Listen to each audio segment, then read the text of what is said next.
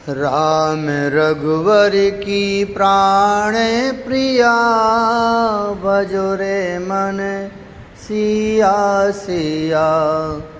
राम रघुवर की प्राण प्रिया, भजो रे मन सिया सिया। सिया सिया भजो सिया सिया, सिया सिया भजो सिया सिया। राम रघुवर की प्राण प्रिया, भजो रे मन सिया सिया।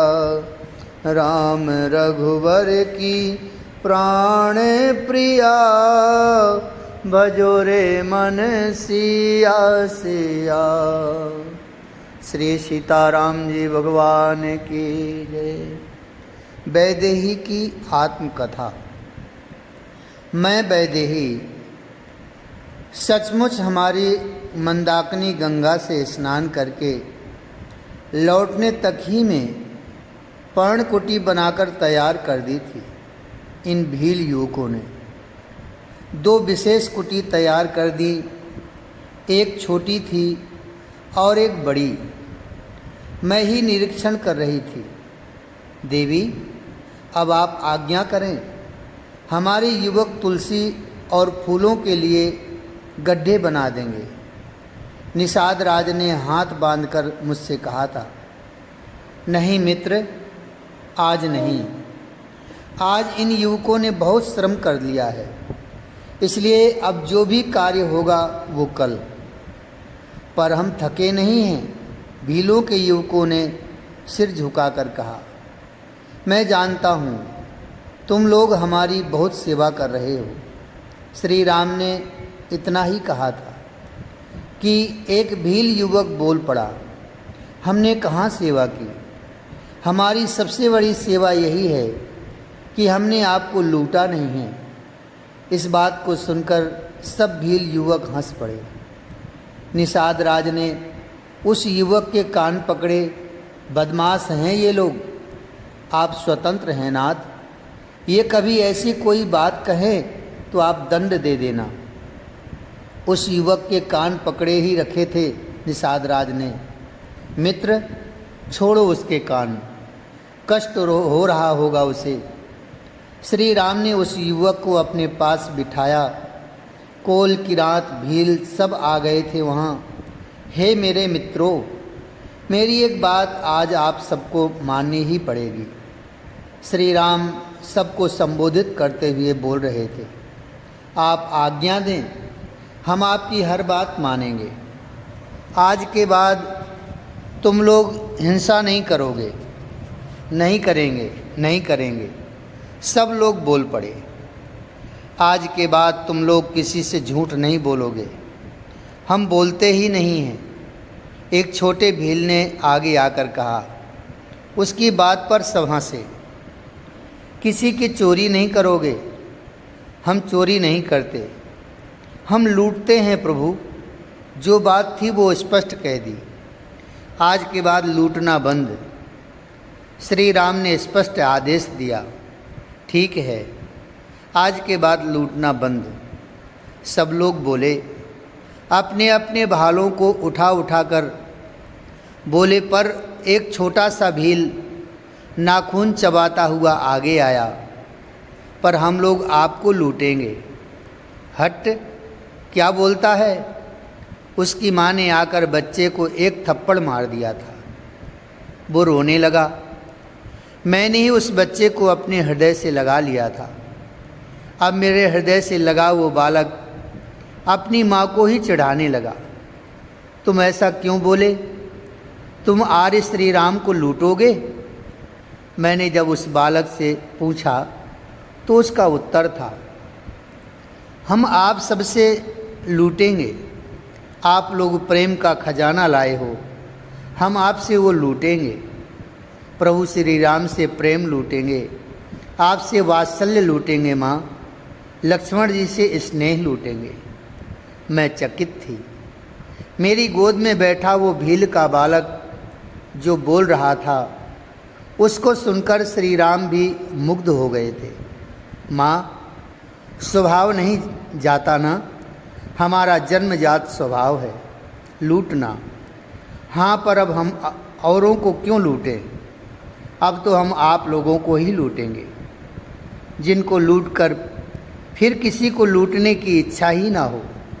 प्रेम लूटेंगे आपसे, स्नेह लूटेंगे, यही तो सबसे बड़ा धन है ना माँ। वो बालक मेरी गोद में कितनी आत्मीयता से बैठा था।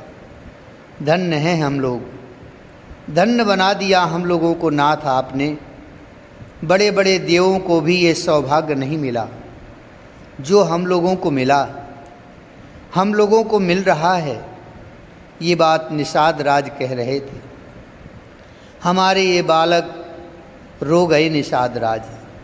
हे नाथ, हे माँ, इन बालकों को कोई सभ्य मानव छूना पसंद नहीं करता, पर माता सीता हमारे इन बालकों को अपनी गोद में बिठा रही हैं।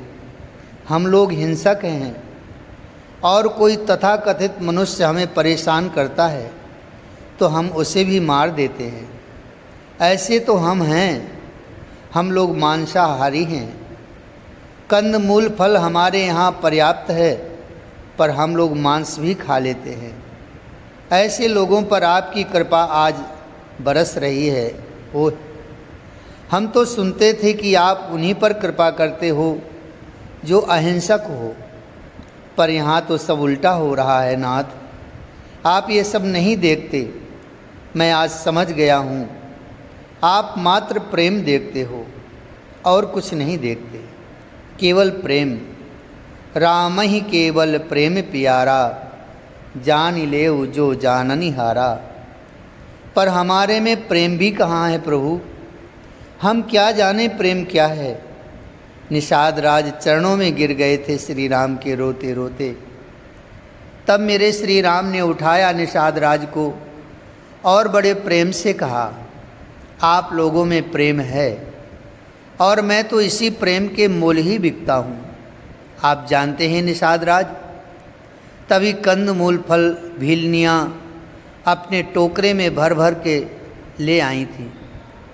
अब आप लोग कुछ खा लें, बहुत भूखे हो गए। आहा, कितना प्रेम है इन लोगों में। मैं इन सबको देख देख कर गदगद हुई जा रही थी। मैं उठी, कुछ कंद मैंने अग्नि जलाकर उसमें डाल दिए। कुछ बंदर अपने हाथों में मधु का छत्ता ही उखाड़ लाए थे और बड़े प्रेम से उन छत्तों को मेरे हाथों में दिया था। कंद को शहद के साथ खाने में बहुत स्वादिष्ट लगता है माँ, एक बालक ने कहा। मैंने केले के पत्तों में पहले श्री राम को लक्ष्मण निषाद राज मना कर रहे थे, पर श्री राम ने आग्रह करके उन्हें भी खाने को दिया। छोटे छोटे बच्चे भीलों के मैंने उन सबको भी दिया। बड़े खुश होकर उन लोगों ने खाया। भीलों के युवकों को सबको मैंने खिलाया था। बुजुर्ग वो तो श्री राम के साथ ही खा लिए थे। बंदर, हिरण, हाथी, पक्षियों को भी मैं कैसे भूल जाती। ये लोग भी तो मेरा परिवार ही थे। इन सबको भी मैंने खिलाया। ये क्रम अब नित्य का था। नित्य इतने ही लोग हमारी पर्णकुटी में आकर भोजन स्वीकार करते थे। कुछ दिनों बाद तो ऋषियों ने भी आना प्रारंभ कर दिया था। मैं स्वयं ही रसोई बनाती। केले के गुच्छा ये हाथी तोड़ तोड़ कर ले आते थे। नए नए फल फूल कंदों में भी कई प्रकार थे। मैं बड़े प्रेम से बनाती और प्रभु श्री राम को खिलाते हुए सबको भोजन कराकर ही भेजती थी। मुझे बहुत अच्छा लग रहा था यहाँ। ये है हमारा राजभवन। जब जब कुटिया में प्रवेश करते मेरे स्वामी श्री राम, तब तब मुझे रसोई में कार्य करते हुए देखते और यही कहते, ये है हमारा राजभवन। हाँ, पर आपका राजकोष छोटा हो रहा है। प्रजा इतनी भेंटें लेकर आने लगी हैं कि उन सबको कहाँ रखा जाए, बताइए। मैं हंसते हुए कहती, कहाँ छोटा है हमारा राजकोष। जब रसोई में प्रवेश करते श्री राम, तब वो हंसने लगते। अरे यहाँ तो फल फूल कंद मूल इन सब से भर गया है। मैं अपने स्वामी का हाथ पकड़कर बाहर दिखाती, और ये आपकी प्रजा जो भेंट लेकर द्वार पर खड़ी है, इनका भेंट कहाँ रखेंगे। श्री राम बाहर जब देखते, कई हाथी जो केले के गुच्छे तोड़ लाए थे, उनको लेने की प्रार्थना कर रहे थे मुझसे। मैं कहाँ रखूँ इन सब फलों को, आपका राजकोष तो भर गया है। ये कहते हुए मैं अपनी बाहें श्री राम के गले में डाल देती। लक्ष्मण नहीं होते थे उस समय। ये सब देखकर हाथी आनंदित हो उठते। मधु के छत्ते लिए खड़े बंदर तालियां बजाते, पक्षी कलरव करने लगते। श्री राम मेरी ओर देखते, मेरी ठोड़ी में हाथ लगाते। मैं लक्ष्मण भैया आ गए ये कहते हुए भीतर भाग जाती थी। पूरा वन ही प्रेम विलास में डूब जाता था। मुझे याद है वो चित्रकूट में ग्रीष्म काल का अंतिम भाग था। मैं तो अपने रघुत्तम श्री राम को ही देखती रहती थी। कभी प्रेमालाप उन्होंने किया नहीं था, आदत ही नहीं थी उनकी। हाँ, सच भी है, प्रेम के आलाप से लाभ ही क्या है। प्रेम का ढिढोरा पीटने से भला कोई फायदा है। ये प्रेम, मैं प्रेम करता हूँ। सच्चा प्रेमी इन प्रदर्शनों से दूर ही रहता है ना। मेरे प्राण प्रियतम श्री राम का भी यही स्वभाव था। तुम्हारा प्रेम यदि किसी से है तो उसे अपनी हृदय वाटिका में ही अंकुरित, पल्लवित, प्रफुल्लित और परिफलित होने दो। जितना प्रेम छुपाओगे उतना ही वह पवित्र बना रहेगा। आज ये अपनी आत्मकथा लिखते हुए मुझे हंसी भी आ रही है। मारुति नंदन हनुमान के हाथों मुझे पहला प्रेम संदेश भेजा था मेरे प्रियतम ने। पता है उसमें क्या लिखा था? हे प्राण प्रिय, तुम्हारे वियोग में ये राम प्राणहीन सा हो गया है। मुझे हंसी आती है। सामान्य नायक थोड़े ही थे मेरे श्री राम, जो लंबे चौड़े पत्र लिख लिख कर यही जताते कि मैं कितना प्रेम करता हूँ। पर नहीं, मुँह से निकला कि मैं तुमसे प्रेम करता हूँ, तभी प्रेम की सुगंध उड़ गई। श्री राम के साथ मेरे जो भी प्रेम विहार हुए, वो चित्रकूट की भूमि में ही चांदनी रात्रि में मंदाकिनी के तट पर प्रेम रस रास हुआ था। मेरे श्री राम का प्रेम तो सत्य, अनंत और अव्यक्त था। उनके गंभीर व्यक्तित्व में भी छुपा था अगाध प्रेम। एक प्रेम की ज्वाला थी जो मेरे रघुत्तम श्री राम के हृदय में धधकती रहती थी। हे प्राण प्रिय, प्रीत का बाजा मैं क्यों बजाऊं? और बजाऊं भी तो कौन सुनेगा? सुनेगा भी तो समझेगा कौन? क्योंकि इस प्रेम के गीत को या तो प्रिय तुम समझती हो या मैं। फिर क्यों लोगों को बताया जाए? नहीं नहीं, आपकी आंखें ही बहुत कुछ बोल देती हैं प्रीतम। मैंने उस दोपहर के समय कहा था, जब लक्ष्मण बाणों के लिए लकड़ी की खोज में गए थे। कुछ देर में ही काले बादल छा गए आकाश में। नाथ, इधर आइए ना। मैंने कितने दिनों के बाद उनका हाथ पकड़ा था। वो मुझे देखने लगे थे, पर मैंने उनका हाथ छोड़ा नहीं। अर्धांगिनी हूँ, श्री राम वल्लभा, बड़े ठसक से कहती हूँ अपने आप को। कामदगिरी में असंख्य मोर नाच रहे हैं, देखिए ना। मैं अपने प्रियतम को बाहर ले आई थी। और दूर में कामदगिरी को दिखाया था। जिस कामदगिरी पर्वत में मोर नाच रहे थे, बूंदें पड़ रही थी चारों ओर, क्या दिव्य छटा थी चित्रकूट की। मैं उछलती थी, ताली बजाते हुए बच्ची की तरह चहकती थी। जब जब मोर अपने पंखों को हिलाते, नाचते नाचते मोरनी उनके नैनों से गिरे आंसुओं को पी लेती। मेरे रघुनंदन मेरी ओर देखते, मैं शर्मा जाती। मेरे मुख को अपनी हथेलियों में भर लेते, फिर मैं भाग जाती भीतर कुटी में। मैं मुस्कुराती हुई अपनी आंखें मूंद लेती। मेरी लंबी लंबी सांस चल रही होती तब। प्रिय, मैथिली, सीते वो फिर कुटी में आ जाते, मेरे पास आते। जानकी, मैं अपने प्राण धन के मुंह से अपना नाम सुनकर धन्य हो जाती, लंबी सांस लेती। सीते, मेरे लटों से खेल रहे होते तब मेरे श्री राम। उनकी सुरभित सांसें मेरी सांसों से टकराती। मेरा हृदय धक धक करने लगा था। वो आज रसिक शेखर बन गए थे। प्रेम गूंगा होता है ना प्रिय? मेरे कानों में धीरे से कहते। पर आपकी हर धड़कन मुखर है नाथ। आपकी हर सांस कह रही है कि क्या कह रही है? वो फिर मेरे कानों में धीरे से पूछते। आपकी हर सांस कह रही है कि इस हृदय की हृदयेश्वरी मैं ही हूँ। ये कहते हुए मैं अपना मुख प्रियतम के वक्ष में छुपा लेती। वो मुझे चूमते, मेरे केसों से खेलते, उनको उलझाते फिर सुलझाते। उफ, वो चित्रकूट का प्रेम विलास। पर सच्चे प्रेमी बोलते नहीं हैं।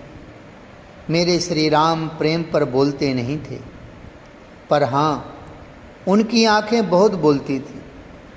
उनकी वो मस्त आंखें वही बोलती, जुबां चुप रहती। मुझे चित्रकूट में बहुत अच्छा लग रहा था। प्रातः की बेला थी। कामदगिरि पर्वत को मैंने उठते ही देखा। आहा, वन पुष्पों से भर गया था।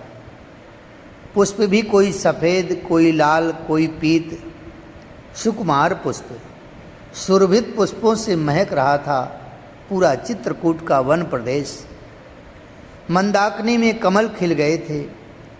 उनमें भंवरों का झुंड, उन भंवरों की गुनगुनाहट में झूम उठी थी। मंदाकिनी में जाकर मैंने स्नान किया। मैं सब भूल चुकी थी। अयोध्या की याद मुझे नहीं आती थी। हाँ, जब जब मुझे प्रेम से मेरे श्री राम देखते, तब मुझे जनकपुर की याद अवश्य आती। पुष्प वाटिका में जब मुझे प्रथम बार मिले थे, तब भी ऐसे ही देखते रहे थे मुझे। चित्रकूट मेरे प्रेम की विहार स्थली है। 12 वर्षों तक यहाँ हम लोग रहे हैं। यहाँ का कण कण हमें पहचानता है। मैं उस दिन स्नान कर रही थी मंदाकिनी में, तभी मेरे श्री राम आ गए। मुझे स्नान करते देखा तो वहीं ठहर गए। खड़े हैं और अपलक मुझे देख रहे हैं। मैं शर्मा गई हूँ। वो मेरी ओर बढ़ रहे हैं। मत्त गजेंद्र की चाल। जैसे मद चुचाता हाथी सरोवर में प्रवेश करता है और उस सरोवर की सारी बांधों को तोड़कर रख देता है, ऐसे ही मेरे श्री रघुत्तम श्री राम मंदाकिनी में प्रवेश करते हैं। कमल खिले हैं। उन कमलों को तोड़कर मेरे नैनों में छुआते हैं। मेरे नयन बंद हो गए। उनका वो उन्मत्त आलिंगन, पक्षी चहक उठे थे। मंदाकिनी नदी उछाले मार रही थी। हवा सुगंधित पुष्पों की सुगंध को लेकर हमारे ऊपर ही उड़ेल रही थी। वैदेही लाखों युगों तक भी तुम्हें अपने हृदय से लगाए रखे, तब भी राम का हृदय शांत नहीं होगा, मुझे कह रहे थे। ऐसा लगता है हम मिले तो हैं, पर मिलने पर भी मिले नहीं ऐसा लगता है, पता नहीं क्यों। फिर मुझे देखते रहते हैं मेरे श्री राम। शायद यही प्रेम है मैथिली, इसी को प्रेम कहते हैं। पल पल वचनामृत पीते रहें, फिर भी लगे कि इन कानों ने उस सुधा का पान तो किया ही नहीं। वैदेही, देखने, छूने, सुनने या बोलने में जहाँ अंतःकरण द्रवीभूत हो जाए, हृदय पसीज उठे, बस समझ लेना प्रेम का प्रादुर्भाव हो गया है। मैं उनकी ही बाहों में आबद्ध थी और वे बोले जा रहे थे। उनके वे अधर सूख रहे थे, उनके मुखमंडल में लालिमा छा गई थी, उनकी आंखें प्रेम से लबालब थीं। वैदेही, कहते हैं ईश्वर ने सर्वप्रथम अपनी सृष्टि में प्रेम का ही निर्माण किया। मंदाकिनी में जल विहार हो रहा था हमारा। फिर उस प्रेम के लिए ही ईश्वर ने इस संसार की रचना कर डाली। फिर जब उस परमात्मा ने इस प्रेम में विश्व दर्पण में अपने प्रेम रूप को देखा, तब उसे अपने आनंद का अंत नहीं मिला, क्योंकि सर्वत्र प्रेम रस ही प्रेम रस लहरा रहा था। हे मैथिली, विश्व में प्रेम ही है जो सर्वव्यापक है, और वही प्रेम तो ईश्वर है ना। मुझे मंदाकिनी से बाहर निकाला। अपनी गोद में लेकर एक शिला थी, उसी शिला में स्वयं बैठ गए थे मेरे श्री राम। मुझे सजाने लगे थे। मेरा आज श्रृंगार मेरे प्रियतम के हाथों हो रहा था। मैं महक उठी थी। कदली तंतु के सूत्र से माला बनाना शुरू किया। मैं मुग्ध थी अपने स्वामी की इस कला को देखकर। मेरी भुजाओं में केयूर, मेरे हाथों में कंकड़, कमर में करधनी, मेरी बेड़ी गूंथने लगे थे। उस बेड़ी में सफ़ेद फूल, फिर लाल फूल, फिर पीले, ऐसे बीच बीच में फूलों को भी सजा दिया था। गले में लंबी सुंदर माला गुलाब की, जिसकी पंखुड़ियाँ मेरे देह में बिखर गई थी। मेरा श्रृंगार करके आह भरी मेरे श्री राम ने। आज मेरी देवी अपने पूरे श्रृंगार में प्रकट हुई हैं। ये कहते हुए मेरे अधरों में अपने अधर मिला दिए थे। वो स्वयं बोले, मेरे सूखे अधर सरस हो जाएं। मैंने उनके वल्कल से ही अपना मुख ढक लिया था। 99 महाराज चित्रकूट में हुए थे। मेरे सुहाग की महिमा कितनी! प्रियतम से एक होकर रहना। जब अपने स्वामी की प्रीति किसी तरह अंतःस्थल को बिंद कर बैठ जाती है, तब भला एक हुए बिना प्रेम की पूर्णता होगी?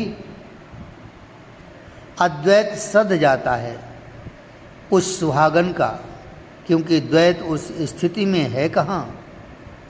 रही मेरे सुहाग की बात, तो सच्ची सुहागन तो मैं ही हूँ।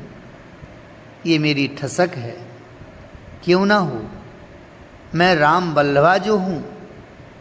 मेरे हर अंग में श्री रघुराज राम हैं। मेरी हर धड़कन में रघुत्तम श्री राम हैं। हाँ, उस रात्रि में नूतन पल्लवों से सेज सजाई थी मेरे प्रीतम ने। लगन की लहर से गुलाब की पंखुड़ियाँ बिखेर दी थीं।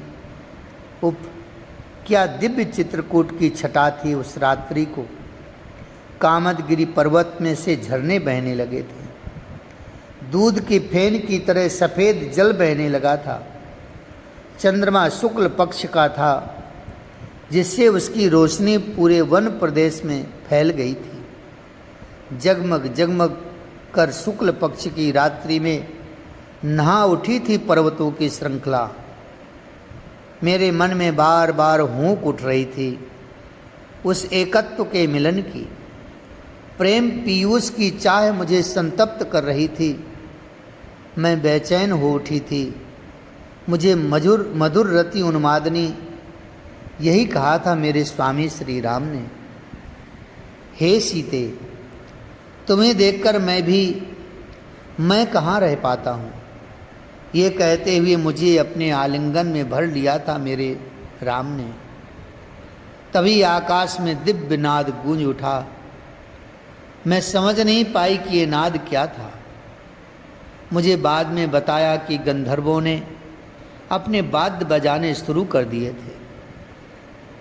कामदगिरि पर्वत में मुझे लेकर गए। उस समय आकाश से पुष्पों की वृष्टि हो रही थी। वो पुष्प भी दिव्याति दिव्य थे। एक मणि की तरह चमकती बड़ी शिला थी। उसी में मेरे श्री राम ने मुझे बिठाया। वो मुझे देखते रहे, मैं उन्हें देखती रही। फिर यकायक उठे मेरे राम, मेरे हाथों को पकड़कर मुझे उठाया।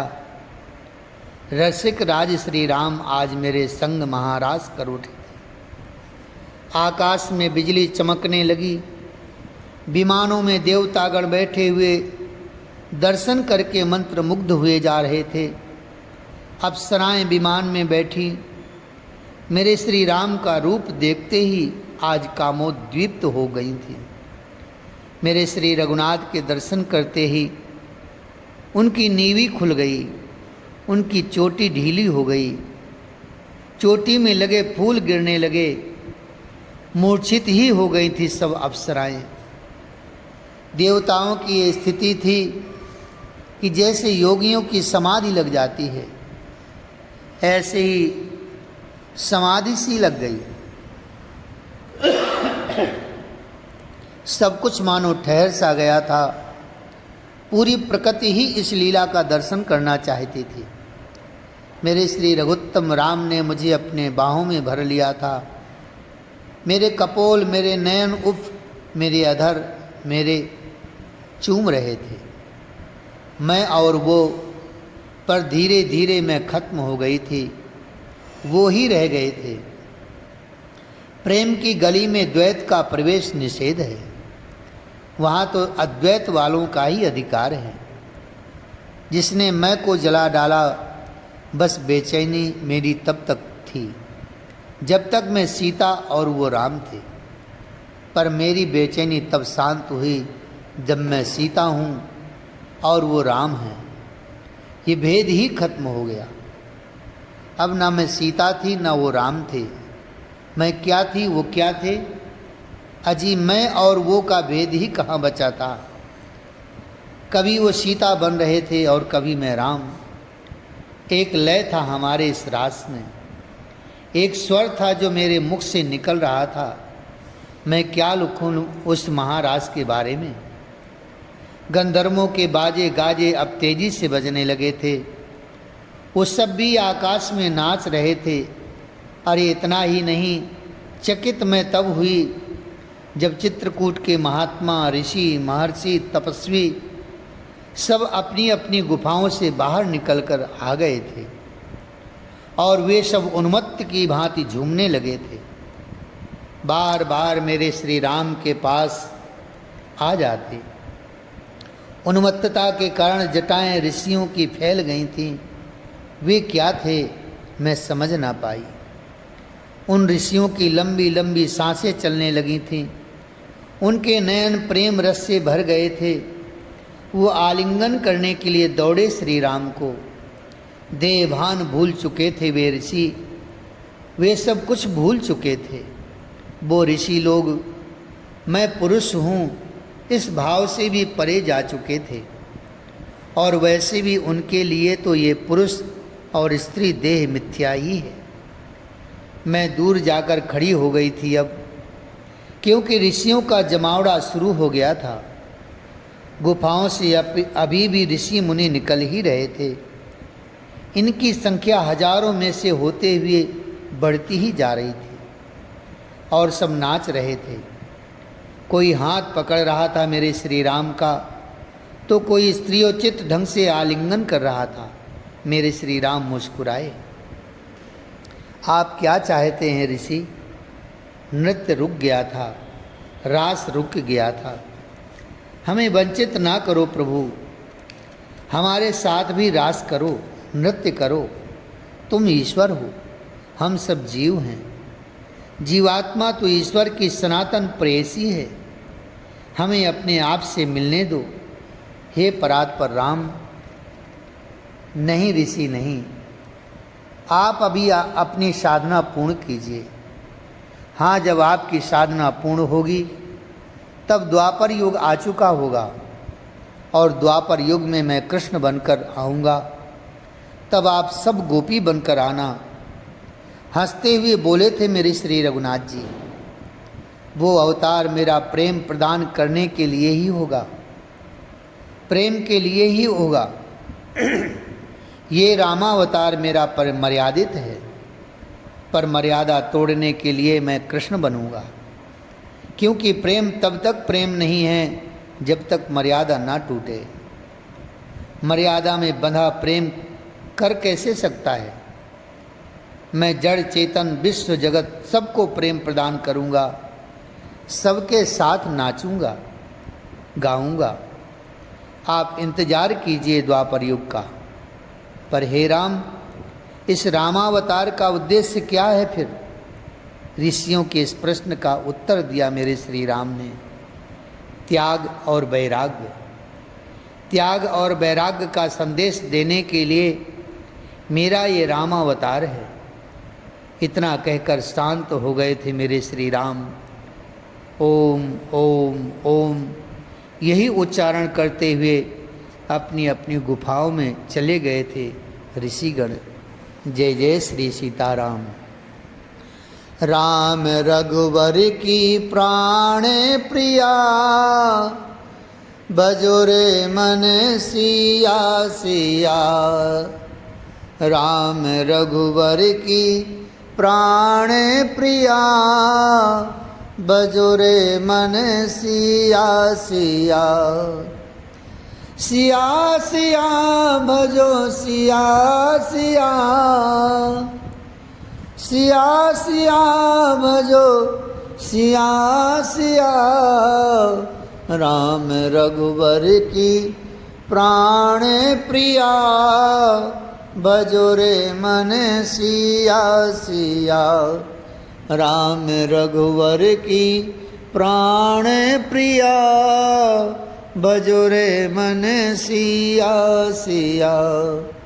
श्री सीताराम जी भगवान की जय। जय जय श्री सीताराम।